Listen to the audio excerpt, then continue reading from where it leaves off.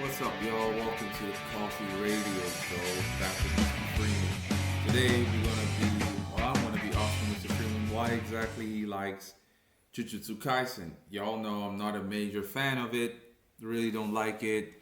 Some of you have heard my reasons why, and I'll repeat them here after Mr. Freeman has shared his thoughts about JJK and why he likes it.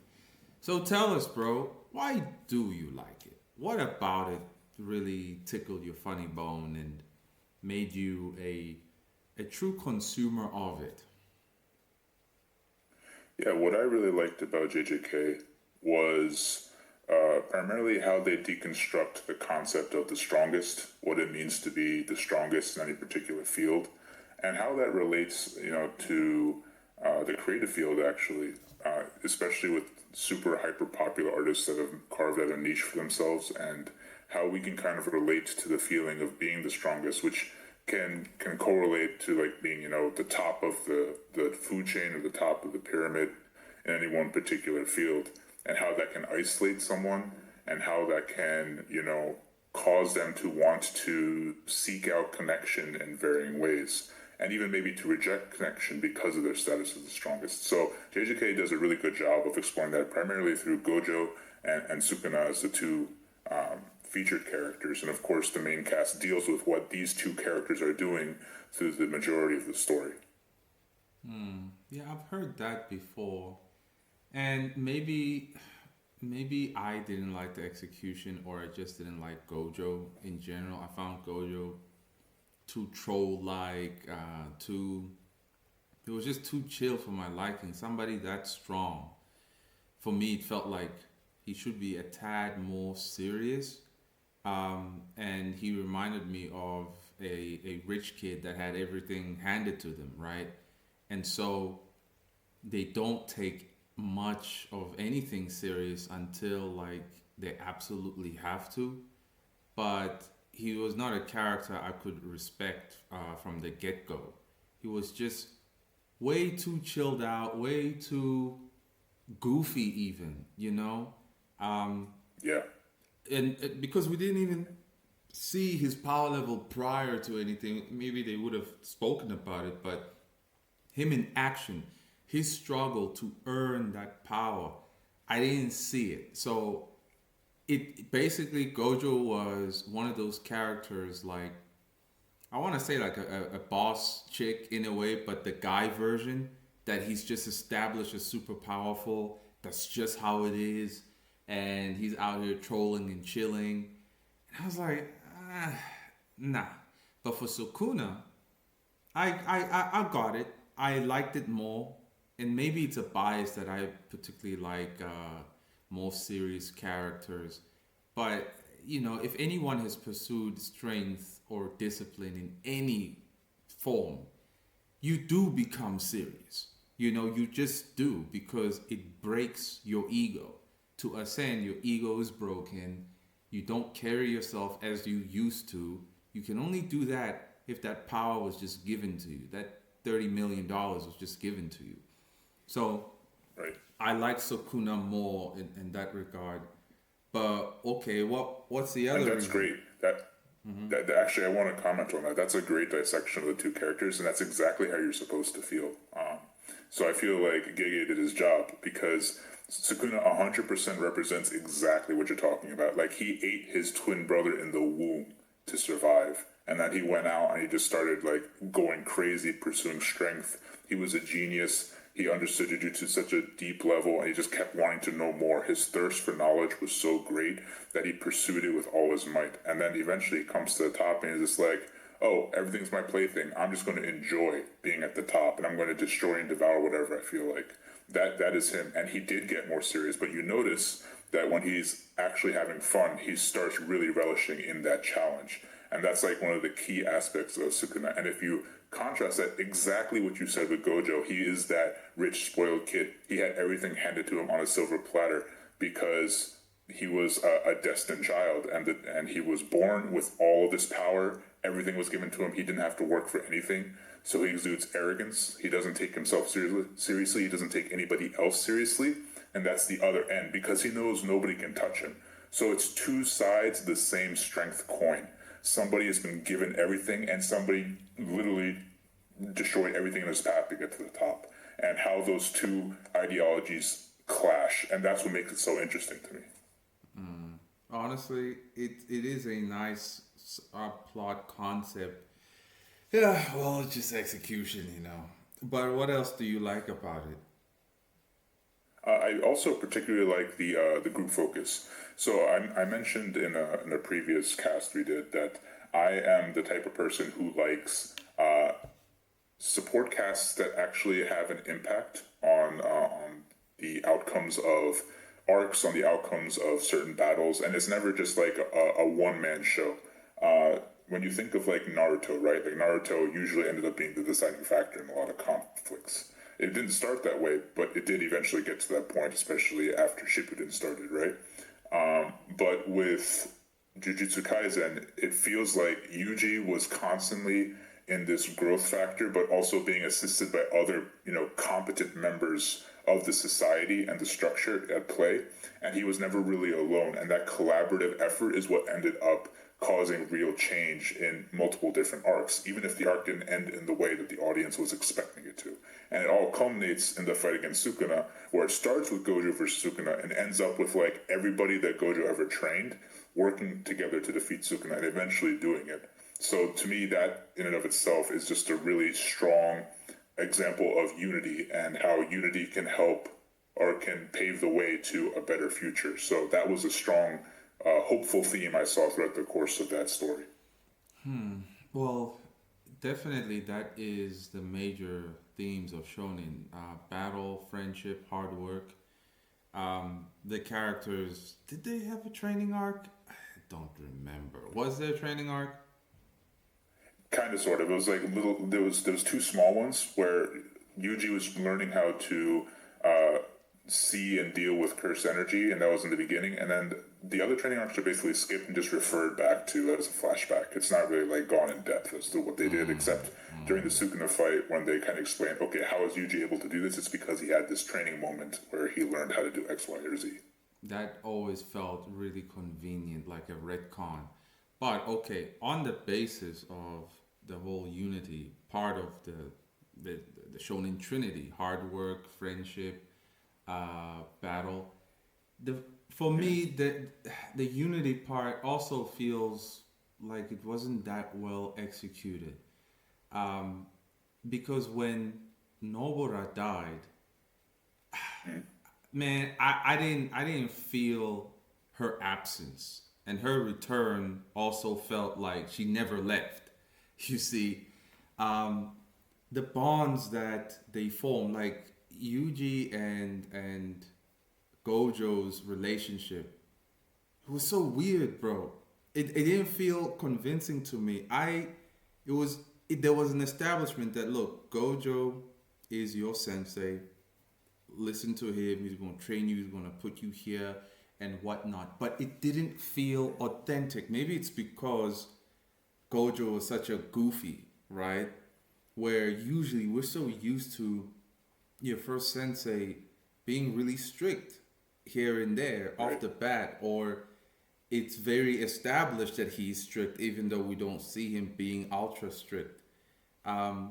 If you look at Naruto and Jiraiya's relationship, Jiraiya was introduced as a total goofball, pervy sage, but there was so much time with the two, actually Jiraiya breaking things down, things being revealed as to who he is, his abilities, that he's one of the Sanin and whatnot. In Gojo's case, and in JJK's case in general, how the organic forming of bonds never felt real to me. I think it's partially because of not even partially, mostly because of the pacing, right? The pacing. When Yuji wanted to kill that character that killed Nobara, or so we thought. Mahito, yeah. Bruh, it was displayed as ultra personal. Personal in a way that, what did you say his name? Nagato? Mahito, right? It was displayed as if this guy wanted to hurt Yuji. right? That's how it was portrayed. But he's just a psychopath, right? It's what he does. He killed her because he just could. And I was like, you are trying to make me feel that this is an ultra vendetta that Yuji has, as if he's the one who killed his grandfather instead. It didn't feel real. And I guess it's because of the pacing that there wasn't enough time for these characters to actually form tight knit bonds like that. And whether their absence means something in a real sense or their return means something in a real sense. Right. That's me. So, if you don't mind, I'd like to comment on two things. First, the Mahito thing, and then the pacing thing. So, I'll start with the Mahito thing first. There actually was an established, vendetta. Because the first interaction Yuji has with Mahito is that kid Junpei, and this was in one of the intro arcs.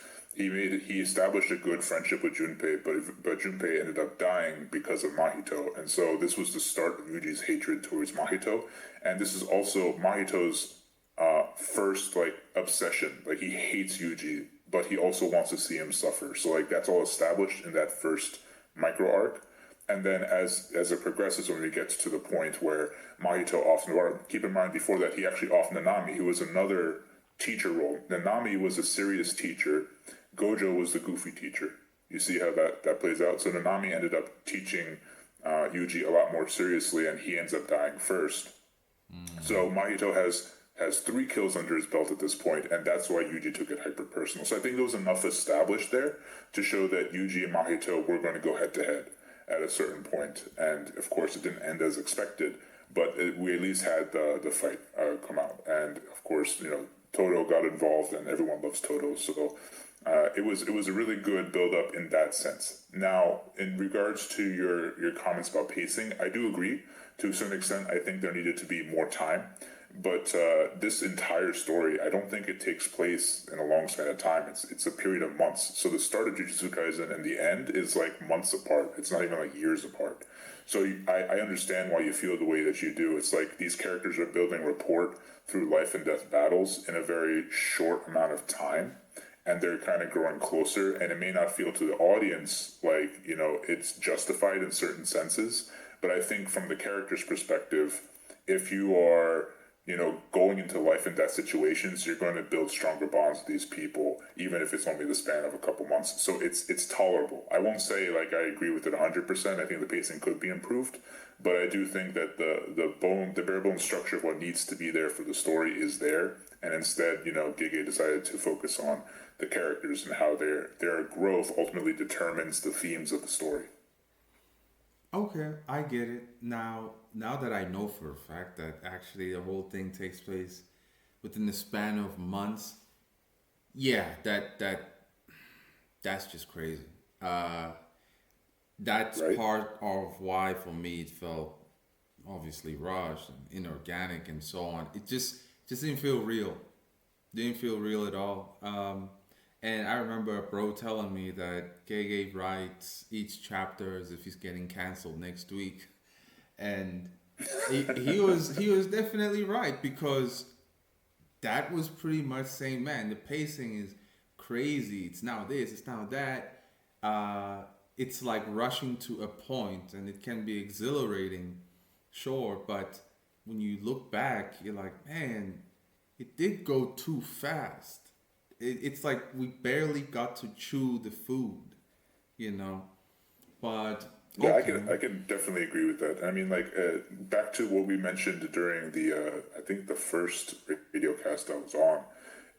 Pacing is always a strange thing. It's like when you're reading week to week, everything is super exciting, but when you get it collected into volume, you can start to see more of the issues and how they arise. Right, Jujutsu Kaisen, kind of like Fairy Tail, I would say, because Fairy Tail is also awesome in this regard. It's like every time you read a chapter, you feel hyped up and you're ready to go to the next thing. And so if you're waiting for these chapters to come out week to week, you're always super hyped to see what happened next.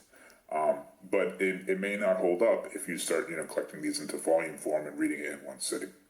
Exactly. In fact, you mentioned that when you were reading White Manga's Apple Black years ago. that there was hype around it, but when it was compiled, it was totally jacked. So that's the thing.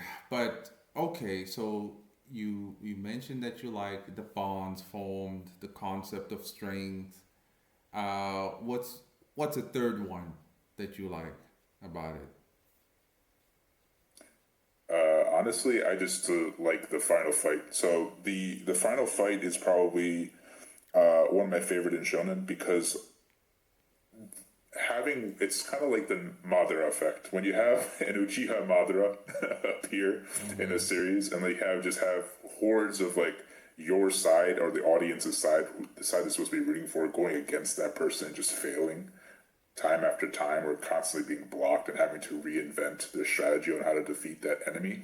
That, in my mind, is what solidifies how powerful an antagonist truly is. And Jujutsu Kaisen does it like brilliantly. Like, you can say what you want about the story itself based on the characters. I just think that the way the Sukuna fight was handled well. Now, not a lot of people will agree with me on that, I'm pretty sure. I just really like how that build-up happened. And again, I point to Uchiha Madara as another one, who, in my opinion, got the short end of the stick when, Kagura came in to finish him off.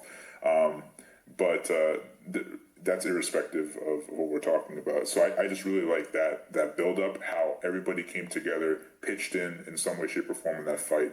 And you had people falling left and right, but you also had people getting back up and trying to make the most of the situation and salvage it. And that really reminded me of Naruto's ninja arc. That's the primary example. There's also another one that's a little more obscure. If anybody watches Yu-Gi-Oh! Arc V or Arc 5, there's something similar at the end of it where literally all of the main characters through all the dimensions come together to fight the final boss in like this major card game where you have like 30 different players in it, and it's just 29 versus 1. That was like a really intense moment too, and it's the type of thing I like in media. So I would point to the final Sukuna fight as my third favorite quality of Jujutsu Kaisen. Okay, definitely the third one is very biased and subjective. It is what you personally like. I'm more surprised that your top three is none of the characters and none of their ambitions, really. Like the main character, Yuji, it's not in your top three. It's so like, yeah, he's in my top three favorite thing about the story. Why is that? Oh, yeah. The reason why is because while I like Yuji, I think this kind of goes in line with a lot of things you've been saying. But it's not Yuji's not the type of character that you root for as a typical hero. He's the type of character that you can relate to some level, but ultimately you don't see him in like a hero role. And truly, Gege does a strong job of keeping him out of the hero role for a lot of this. Does he have moments where he contributes to the story? Of course he does, but he's never really put in that same heroic role. And, honestly, I was trying to think of ways that heroes really speak to me. And I come back to Lord of the Rings as one of my primary places I go to, because I'm really inspired by that story. And I think like characters like Aragorn, characters like Gimli, Legolas, characters like even Frodo and Sam, they have a heroic quality to them, and their courage, their bravery, their willingness to, help their friends, and their willingness to go the distance for people they care about and doing the right thing. For Yuji, it wasn't so much about doing the right thing. He was trying to do the right thing. It was more about living a good life. And that's like not necessarily inspirational or something that like I would gravitate towards automatically. Yeah, basically he did what was good for him. It's like I'm not trying to save the world because it's right. I'm just trying to save my world because I still want to have fun. I want to live, I want to have the life my grandpa spoke about, something like that. Right. Yeah. It was a more self-oriented goal. Yeah. Yeah, it ain't bad. It's just, once again, the execution. For me, Yuji is just too much of an empty vessel. Way too much of an empty vessel, And I would like to add, like, the thing that separates Naruto from Yuji